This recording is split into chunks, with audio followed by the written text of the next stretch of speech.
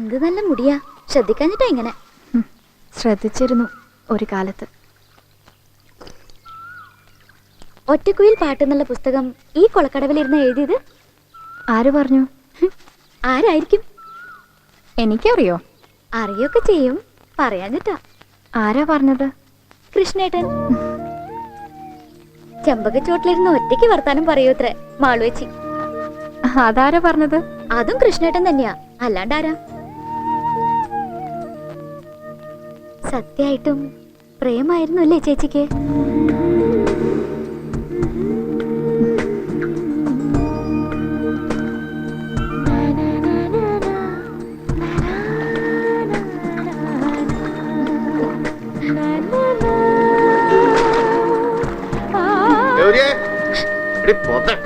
ഓ, അവിടെ തുടങ്ങിയിട്ടുണ്ട് മൂപ്പര്.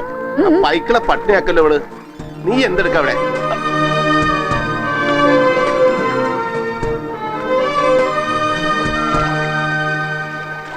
കോവിലകം നിൽക്കുന്ന ഈ സ്ഥലം മാത്രം 12 ഏക്കറിലധികം വരും. കോവിലകത്തിന്റെ മതിപ്പ് വില വേറെ.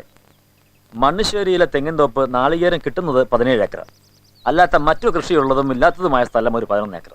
വനഭൂമി എന്ന് പറഞ്ഞ നമ്മളെ നട്ടം തിരിച്ച് കേസ് നടത്തി കിട്ടിയ 57 ഏക്കർ സ്ഥലത്ത് പ്രായമൊത്ത തേക്കും മറ്റു മരങ്ങളും അനവധി കിടക്കുക. കൂട്ടുസ്വത്താവുമ്പോ ഒരു പരിധി വരെയൊക്കെ ഒത്തൊരുമിച്ച് പോവാം. പിന്നെ ഓരോരുത്തർക്കും അവനവന്റെ പ്രശ്നങ്ങൾ തീർക്കണ്ടേ? ഇപ്പൊ തന്നെ ശേഖരം ചെറിച്ച് നമ്മുടെ ഞാൻ ഇത്തിരി കഷ്ടത്തിൽ തന്നെയാ. രുക്മിണിയുടെ 8-9 കൊല്ലത്തെ ചികിത്സയും മരണവും, അത് കഴിഞ്ഞ് മൂത്തോള് രേണുകയുടെ ഭർത്താവിന്റെ അപകട മരണം. ആ 2 മക്കളും എന്റെ ചുമലിലായി. ഇളയുള്ള മെഡിസിന് ചേരാനുള്ള പണം, പഠിക്കാനുള്ള ചെലവ്, എന്തെങ്കിലും കിട്ടാനുള്ളത് കൈ കിട്ടിയിരുന്നെങ്കിൽ എനിക്കൊന്നും നടുനോർത്തായിരുന്നു. ഞങ്ങളും പറയുന്നില്ലാന്നേ ഉള്ളൂ. ഈശ്വരമംഗലത്തെ അനിയൻ വർമ്മ എന്ന സ്ഥാനപ്പേരും വാടക വീട്ടിൽ താമസവും, അതും ബാംഗ്ലൂര്. കാശിന് എല്ലാവർക്കും ആവശ്യമുണ്ട് എന്ന് വെച്ച് പൊളിക്കാൻ എളുപ്പമാണ്. ഇനി ഇതൊന്നും നമ്മളായിട്ടുണ്ടാക്കാൻ പോണില്ല. ഒരു കാലഘട്ടത്തിന്റെയും സംസ്കാരത്തിന്റെയും ഒക്കെ ജീവിക്കുന്ന അടയാളങ്ങളാണ് ഇതൊക്കെ. ഒരു ചരിത്ര സ്മാരകം പോലെ. ഇയാളെന്ത് വർത്തമാനായി പറയണത്? എന്റെ മഹേന്ദ്രൻ പരമോനെ, അതൊക്കെ പുറത്തു നിൽക്കുന്നവർക്ക് പറയാൻ കൊള്ളാം. നിങ്ങൾ പ്രവർത്തനമാക്കി കോളേജിൽ പഠിപ്പിക്കുകയും ചെയ്യാം. ചരിത്ര സ്മാരകം, കുന്തം, കുറച്ചക്കറന്നൊക്കെ. ശരിയാണ്, ഞാൻ പുറത്തുനിന്നുള്ള ആളാ. വിറ്റ് ഞങ്ങളുടെ വീതം കയ്യിൽ തന്നാ കൊണ്ടുപോയി പുട്ടടിക്കാന്നല്ലാണ്ട് എനിക്കെന്താ? മഹി അളിയൻ കാര്യങ്ങൾ അങ്ങനെ കാണരുത്. മഹി പറഞ്ഞത് ശരി, പക്ഷെ ജനാർദ്ദനൻ അളിയനും സുധിയും പറഞ്ഞതാ ആദ്യത്തെ ശരി. അതായത് എറണാകുളം നഗരത്തിന്റെ ഏറ്റവും കണ്ണായ സ്ഥലത്ത്, കായൽ തീരത്ത് ഈ ഈശ്വരമംഗലം ഇതുപോലെ എടുത്തു കൊണ്ടുവച്ചു എന്ന് തോന്നത്തക്ക വിധം കേടുവരാതെ പൊളിച്ചെടുത്ത് പണിയുന്നു. ഒരു ഹെറിറ്റേജ് ഹോട്ടൽ. നമ്മുടെ എല്ലാവരുടെയും പാർട്ട്ണർഷിപ്പിലാണ് ഉദ്ദേശം. ഇനി താല്പര്യമില്ലാത്തവർക്ക് വിധം വാങ്ങി ഒഴിയാം. സുധിയുടെ അച്ഛന്റെ സഹോദരങ്ങൾ ഇവരൊക്കെ പല വഴിക്കും പോയപ്പോഴും അദ്ദേഹം കൃഷി ചെയ്തും നോക്കിക്കൊണ്ട് നടന്നു ആണല്ലോ ഈ കോവിലകവും സ്വത്തുക്കളും ഒക്കെ ഈ നിലയിൽ എത്തിച്ചത്. തന്നെയല്ല, സുധിയുടെ അമ്മയുടെ ഒരു ആയുസ് മുഴുവൻ ഇവിടെയാണ്. പെട്ടെന്ന് ഇതൊക്കെ അവർക്ക് ഇയാള് പിന്നെ കുത്തിത്തിരിപ്പോടും കാണോ? കണ്ണോണ്ട് മാത്രം കാര്യങ്ങൾ കാണുമ്പോ അങ്ങനെയൊക്കെ തോന്നും. എന്താന്ന് വെച്ചാ തീരുമാനിച്ചോളൂ. ഏത് തീരുമാനത്തിനും എന്റെ ഭാര്യയും ഞാനും എതിരല്ല. വേണ്ടെന്നേ, തീരുമാനിച്ചോളൂ. അഭിപ്രായ വ്യത്യാസമൊക്കെ ഏത് കാര്യത്തിനും ഉണ്ടാവും. അതൊക്കെ അതിന്റെ വഴിക്ക്, നമ്മൾ നമ്മുടെ വഴിക്ക്, അല്ലേ ചേട്ടാ?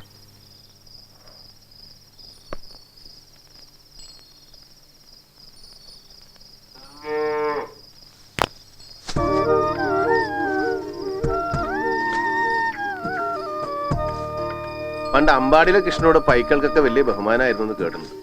നിങ്ങളെന്താ മക്കളെ ഈ കൃഷ്ണനോട് ഇങ്ങനെ? ഒന്ന് ഇരിക്കാനും നിൽക്കാനും സമ്മതിക്കില്ലല്ലോ. പക്ഷികളോടും മൃഗങ്ങളോടും മരങ്ങളോടൊക്കെ വർത്തമാനം പറയുമ്പോ മറുപടി കിട്ടാറുണ്ടോ? പിന്നെ സകല ജന്തുമിത്രാദികളും എന്നോട് വർത്തമാനം പറയും, ഞാൻ അങ്ങോട്ടും. ഇല്ലേ മക്കളെ? കേട്ടില്ലേ? അല്ല, ഉറങ്ങാറായില്ലേ? ഇല്ല. കേട്ടില്ലേ? ഉറങ്ങാറായി എന്ന് പറയാ. പഴയ ആ നിലാവും കാറ്റിന്റെ ചൂളം വിളിയും ചീവിടുകളുടെ പാട്ടും ഒക്കെ എപ്പോഴും പഴയ പോലെ തന്നെ അല്ലേ കൃഷ്ണേട്ടാ? ഒരു കഥ ഇങ്ങനെ നട്ടംതിരി നടക്കണ്ടോ മനസ്സില്? ഇവിടെ വന്നപ്പോ പണ്ടെന്നോ എഴുതാൻ ബാക്കി വെച്ചത് വീണ്ടും എഴുതണമെന്ന് തോന്നുക. പിന്നെ വേണ്ടേ, പേനയും കടലാസും എടുത്താലേ മാളു മാളവിയാവുള്ളൂ. എഴുതണ മാളുവിനെ ഇഷ്ടം. ഒരു നോവലാ. ആദ്യമേ തന്നെ പേരിട്ടു, എന്റെ മുറ്റത്തെ നല്ല മരം. എന്റെ മുറ്റത്തെ നന്മ മരം. നല്ലതിനല്ലേ നന്മ ഉണ്ടാവുള്ളൂ, അതുകൊണ്ട് അങ്ങനെ വായിക്കാം. പക്ഷെ നമ്മുടെ മുറ്റത്ത് ഏതാ ആ നന്മ മരം? ഇതാ ഇതാ എന്റെ മുറ്റത്തെ നന്മ മരം.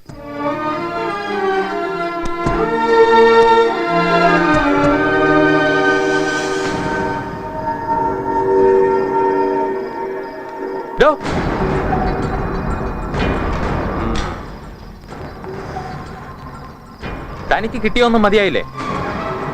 പഴയ ചുറ്റിക്കളി പുതുക്കാൻ ഇറങ്ങിയിരിക്കുകയാണോ രണ്ടും കൂടെ? വേണ്ടാത്ത പറയരുത്. പറഞ്ഞുകൂടാ, കാണിക്കാം നിനക്കും അവൾക്കും അല്ലേ? അവളോ? നിന്റെ അച്ഛന്റെ ഏട്ടന്റെ മോളാ മാളു, നിന്റെ ഏടത്തി. ഓ, ഏടത്തിയാണോ? അവൾ എഴുതിയതൊക്കെ വായിച്ചാൽ വിളിക്കേണ്ട പേര് തേവിടി ചെയ്യുന്നു. എന്താ വേണ്ടാന്ന് വെച്ചിട്ട് ഒടുക്കം നീ ചോദിച്ചു വാങ്ങി. ഈശ്വരമംഗലത്തെ ചോരയാണെന്ന് കണ്ടിട്ടാ അന്ന് ഞാൻ ക്ഷമിച്ചത്. പോയി മോന്ത ചൂടുവെള്ളത്തിലൊന്ന് നന്നായിട്ട് കഴുകിക്കോ. വീട്ടുജോലിക്കാരന്റെ എച്ചിൽ പാത്രം കഴുകുന്ന കൈകൊണ്ടാ തമ്പരാൻകുട്ടിക്ക് മോന്തയ്ക്ക് കിട്ടിയത്. ആരോടും പറയണ്ട, പോയി കിടന്നോ.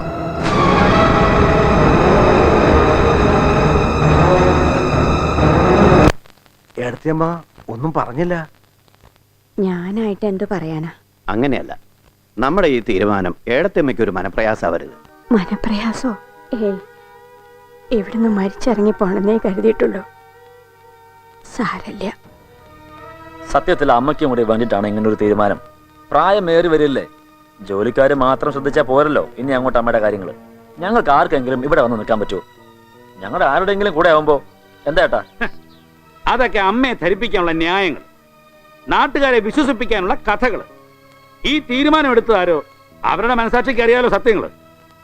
സ്വത്തുക്കൾ വീതിക്കണം, കോവിലകം പൊളിക്കണം, വിറ്റ് കിട്ടുന്ന കാശ് വീട്ടിൽ കൊണ്ടുപോകണം. ദേവനാരായണൻ എന്താ ഇങ്ങനെയൊക്കെയല്ലേ കാര്യങ്ങൾ? ഇതിനായിരുന്നെങ്കിൽ ഞാൻ ഈ വഴിക്ക് വരില്ലായിരുന്നു.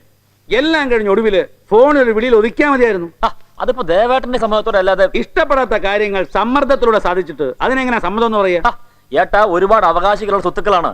നമ്മുടെ അച്ഛൻ മരിച്ചത് ഈ വീട്ടിലായതുകൊണ്ടും അമ്മ ഇവിടെ തന്നെ ജീവിക്കുന്നത് കൊണ്ടും ഇതുവരെ ഇങ്ങനെ തുറന്നു പോന്നെങ്കിലും നാളെ മറ്റവകാശികൾ വന്ന് നമ്മൾ അമ്മയും മക്കളും കൂടി ചേർന്ന് ഇതെല്ലാം പിടിച്ചു വെച്ചിരുന്നു പറയാൻ ഇടവരും. അതൊന്നും ആരും പറയാൻ പോണില്ല. സ്വത്തും പണവുമാണ് ചെറിയ. ആര് എപ്പോ എന്ത് പറയുന്നൊന്നും കണക്കൂട്ടാൻ പറ്റില്ല. എന്തേ? അതെ, അതുകൊണ്ട് തന്നെയാണ് ഇതിനൊരു തീരുമാനം ഉണ്ടാവണമെന്ന് പറഞ്ഞത്. എല്ലാവരുടെയും തീരുമാനം അനുസരിച്ച് കടലാസിൽ ഒപ്പിടേണ്ട സ്ഥലം കാണിച്ചു തന്നാൽ അവിടെ ഒരു ഒപ്പ്.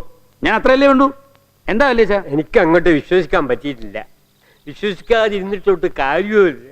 ഭഗവാനെ, അറിഞ്ഞില്ലേ മാളു, എല്ലാരും കൂടെ ഒത്തുകൂടി ഒരുപാട് കളിച്ച് ചിരിച്ചത് ഒരു കൊട്ടിക്കലാശത്തിനായിരുന്നു എന്ന്. കോവിലകം നമുക്കൊക്കെ ഒരു ഓർമ്മയാവാൻ പോവാ. അല്ല, ഊണിന്റെ കാര്യം ആരും ഇതുവരെ ഒന്നും പറഞ്ഞു കേട്ടില്ല. ഞാനൊരു വിധാങ്ങടെ ആക്കി വെച്ചിട്ടുണ്ട്. എന്താ എല്ലാരും കൂടെ ഒരു കൂടിയാലോചന? താനങ്ങോട്ട് പുറത്തോട്ട് നിന്നേ. നമ്മൾ ഇത്രയും ഗൗരവമായിട്ട് കുടുംബകാര്യങ്ങൾ സംസാരിക്കുന്നിടത്ത് ഒരു ജോലിക്കാരൻ വായും പൊളിച്ച് നിൽക്കണത് എന്തിനാ? പൊയ്ക്കോ.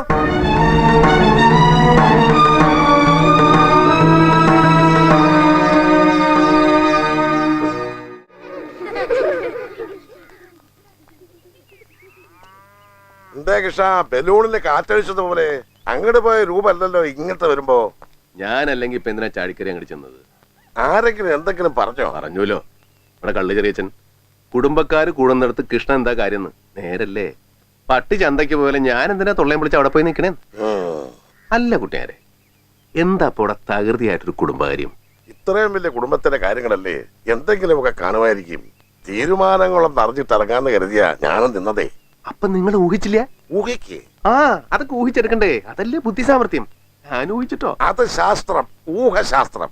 ഇത്രയും ആൺകുട്ടികളും പെൺകുട്ടികളും ഉള്ള വലിയൊരു തറവാട്, ഒരു കല്യാണക്കാരിയാ അതുറപ്പ്. കൃഷ്ണ, ഈ കൊച്ചു കേരളത്തിൽ ജീവിച്ചു പോവാൻ ഇത്രയും ബുദ്ധിയുടെ കാര്യമുണ്ടോ? നീ എങ്ങാനും അമേരിക്കയിലായിരുന്നെങ്കിൽ ഊഹിച്ചൂഹിച്ച് സൂര്യന് വാഴ വയ്ക്കാൻ ആളെ വിട്ടിട്ടുണ്ടാവും. ദേ കുട്ടിയാരെ, മനുഷ്യന്മാരെ ഇങ്ങനെ അങ്ങോട്ട് പുകഴ്ത്തരുത്. അഹങ്കാരം മൂത്തമത്ത് ചിതയായി പോവും. നിന്റെ കാര്യത്തിൽ അങ്ങനെ ഉണ്ടാവില്ല കൃഷ്ണ. എന്നുവെച്ചാ നിന്റെ ഊഹം തെറ്റി. നിധി കുഴിക്കുന്ന കാര്യ അവിടെ കൂടിയാലോചന. നിധിയോ? ഈ കോലോത്ത് എവിടെയോ നിധി ഉണ്ട്. ആരും അറിയണ്ട, നീ ആരോടും ചോദിക്കാനും പോകണ്ട. കുഴിക്കാൻ തുടങ്ങുമ്പോ കൂടെ അങ്ങോട്ട് കുഴിച്ചാ മതി. അപ്പൊ കാര്യം എന്നാ പിന്നെ നേരത്തെ അതങ്ങോട്ട് പറഞ്ഞുകൂടായിരുന്നോ? മേലല്ലെങ്കിൽ പണിയെടുക്കാത്ത ഈ പൊണ്ണത്തറിയന്മാരാ നിധി കുഴിക്കാൻ പോണേ. കിട്ടിയത് തന്നെ. ഇപ്പൊ മാറി നിൽക്കാൻ പറഞ്ഞാലും അവസാന നേരത്ത് കുഴിക്കുമ്പോ കൃഷ്ണൻ മാത്രമേ ഉണ്ടാവുള്ളൂ. നിങ്ങൾ അടക്കം നോക്കി നിൽക്കും, കാണാലോ. നമ്മളൊക്കെ തീരാൻ പോകുന്ന ജന്മങ്ങള് കുട്ടികളതാണോ? അവര് തുടങ്ങിയിട്ടല്ലേ ഉള്ളൂ. അവർക്ക് അവരുടേതായ ആവശ്യങ്ങളുണ്ടാവും, അവരുടേതായ ന്യായങ്ങളും. എന്നാലും ഒക്കെ അങ്ങനെ ഇല്ലാണ്ടാവുമല്ലോ നോക്കുമ്പോ സഹിക്കാനും പറ്റുന്നില്ല. ഏതോ ഒരു അന്യനാട്ടില് ഇലക്ട്രിക് ശ്മശാനത്തില് തീരാനയക്കുന്ന തലയിലെടുത്ത്. നമ്മുടെ നൊസ്റ്റാൾജിയ, മണ്ണിന്റെ ഗന്ധം, ഈശ്വരമംഗലത്തെ ആകാശം, നിലാവും നക്ഷത്രങ്ങളും, ഇതൊന്നും വിറ്റാൽ വിലകെട്ടുന്ന വസ്തുക്കളല്ല മോളെ. അവര് കച്ചവടക്കാര്. വിൽക്കാനും വാങ്ങാനും ഒന്നുമില്ലാത്ത നമുക്ക് ഈ ജീവിതചന്തയിൽ എന്ത് കാര്യം? എന്നാലും ഏട്ടാ, ഓർക്കുമ്പോ തന്നെ മുന്നിലൊരു ശൂന്യത പോലെ. ഇവിടെ വന്നപ്പോ എന്തോ പിന്നെ മനസ്സ് വല്ലാതെ ഉണർന്നു. പുതിയ നോവൽ എഴുതി തുടങ്ങിയതാ. ഇനിയൊക്കെ കളഞ്ഞിട്ട് പോണം. അങ്ങനെ കരുതണ്ട, എഴുതണം.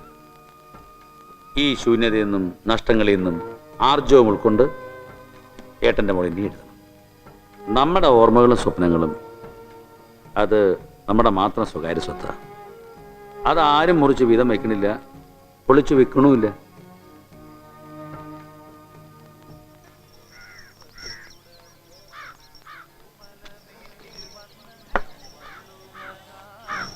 നേരം വെളിച്ചാവുമ്പോഴേക്കും എത്തുമെന്ന് പറഞ്ഞിട്ട് എവിടെ ആയിരുന്നാവോ? ആനയല്ലേ നടന്നിങ്ങെത്തണ്ടേ? ഓ, ആനയാണല്ലേ. എന്തേ ഓട്ടോറിക്ഷ കിട്ടിയില്ലേ കയറി പോരാൻ? അഹങ്കാരം അതിനിപ്പോഴും കുറവൊന്നുമില്ലല്ലേ ഗോവിന്ദ? കണ്ടവരുടെ മുടിയും നുള്ളി പറിച്ചിരിക്കല്ലേ ഗോവിന്ദൻ ആനപ്പുറത്തിരിക്കണേ. ഉണ്ടാവും ആനപ്പുറത്ത് അങ്ങാടി കൂടി പോകുമ്പോ ഇത്തിരി അഹങ്കാരം ഏത് പാപ്പാനുണ്ടാവും കുഞ്ഞാ. ഇങ്ങനെ അറിയാന് പ്രത്യേകിച്ച് ഈ കോലോത്ത പാപ്പാൻ തന്നെയാ. കാണാൻ നമുക്ക് എത്ര ദിവസം ഉണ്ടെന്ന് തീർന്നില്ലേ? കോലോത്തുനിന്ന് ഗോവിന്ദനെ പിരിച്ചുവിടാൻ പോവാ കുഞ്ഞൻ. കോലത്തുനിന്ന് എല്ലാവർക്കും പിരിഞ്ഞു പോകാനായില്ലേ? ഇതിനത് അല്ല, നിങ്ങളൊന്നും അറിഞ്ഞില്ലേ? അത് ഇടിച്ചു പൊളിച്ച് നിർത്താൻ പോവല്ലേ? പൊളിക്ക്. ആ, ഈ അങ്ങാടിയിലും ദേശത്തൊക്കെ ഇനി ആരും അറിയാൻ ബാക്കിയില്ല നിങ്ങളല്ലാതെ. ഇതാരെ ഈ തോന്നിയാസങ്ങളൊക്കെ പറഞ്ഞിട്ടുണ്ടാക്കണേ? ശങ്കരൻകുട്ടിയാർ പറഞ്ഞാൽ ഞങ്ങളൊക്കെ അറിഞ്ഞത്. കുട്ടിയാരോ? ആ, അയാൾക്ക് എന്താ തലക്ക് നൊസുണ്ട്? ഈ വിചാരിച്ച കളിയും ചിരിയും ആഘോഷം ഒന്നും അല്ല അവിടെ നടക്കണത്. സ്വത്ത് വീതിക്കാനും കോവിലാകും കുത്തിപ്പൊളിക്കാനും തന്നെയാ തമ്പുരക്കന്മാരൊക്കെ വന്നിക്കണത്.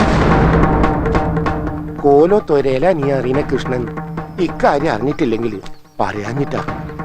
അമ്മക്കറിയാലോ ഇത് സഹിക്കൂലെന്ന്.